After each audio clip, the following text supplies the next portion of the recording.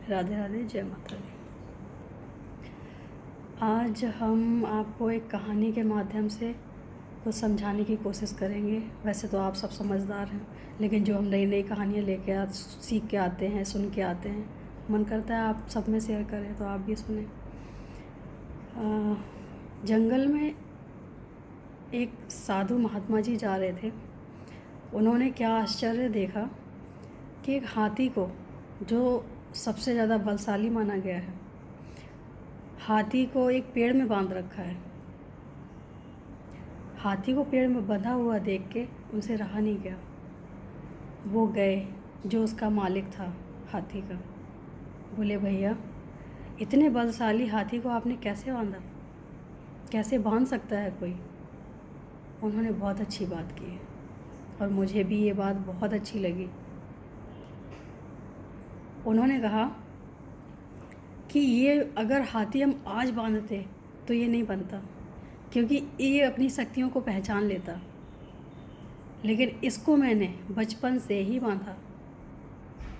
मतलब इसका साफ है कि जो रास्ता हम बचपन से चलते आए हैं,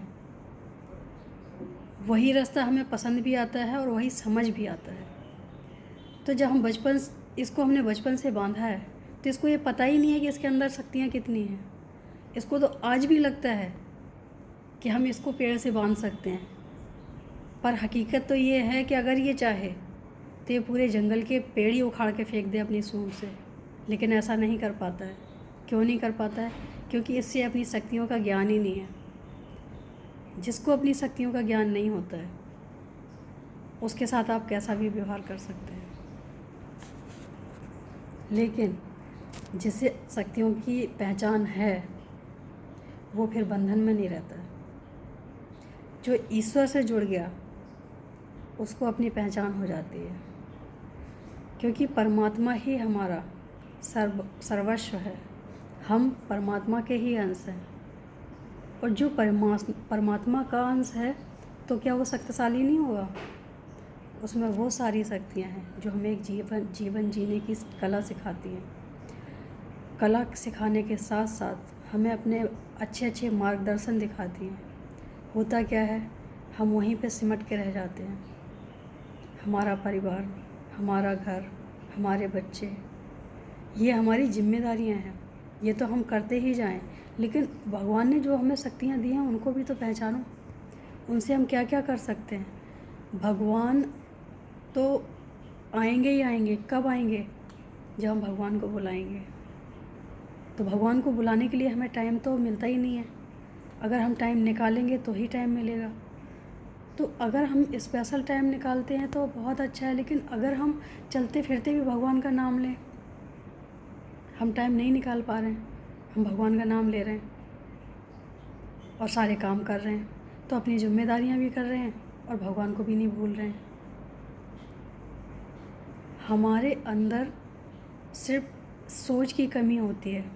अगर हम सोच लेते हैं कि हम बहुत कमज़ोर हैं, अगर हमें कोई काम बताया जाता है कि हमें ये काम करना है, लेकिन मैंने सोच लिया कि ये काम हमसे नहीं होगा, तो सच में नहीं होगा, क्योंकि हमारे दिलों में, दिमाग में ये चीज़ है कि नहीं होगा।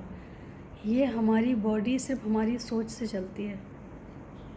खाना पीना तो इसका डीजल पेट्रोल है, लेकिन सोच अहम भूमिका निभाता है।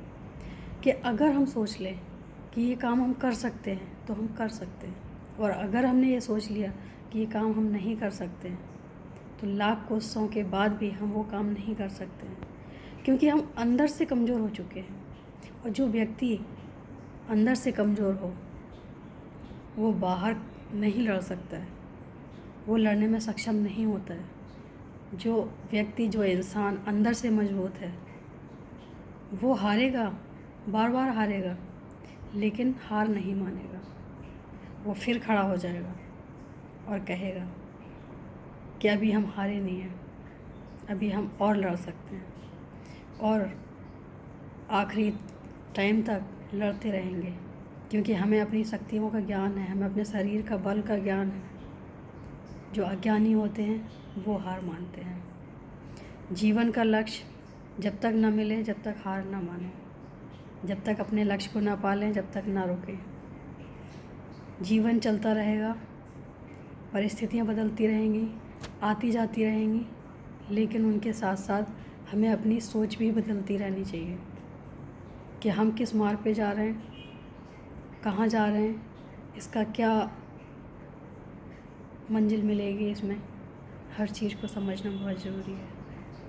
अगर हम ऐसा सोच के चलेंगे तो जीना बहुत आसान हो जाएगा।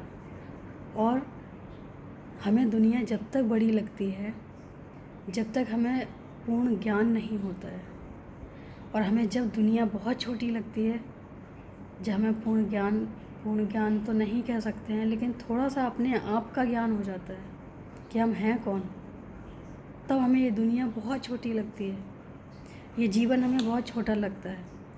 फिर हमें लगता है कि हम जो भी कर सकते हैं अच्छे से अच्छा, जब तक जिंदा हैं तब तक हमें करना चाहिए। ऐसे कोई काम ना करें जिससे लोगों को तकलीफ़ हो। हमेशा वो काम करें जिससे खुद को भी खुशी हो, लोगों को भी खुशी हो। इससे बड़ा काम और कोई नहीं है। भगवान भी इसमें खुश हैं। भगवान को कभी ना भूलें, कार्य भी अच्छे करते चलें। आज के लिए इतना ही। 2 लाइनें अपने कान्हा जी के लिए। हमने ब्रज के ग्वाले से अपना दिल लगाया है, हमने ब्रज के ग्वाले से अपना दिल लगाया है। नींद भी गवाई है, चैन भी गवाया है,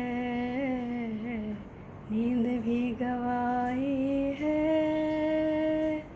चैन भी गवाया है। राधे राधे। जय माता दी।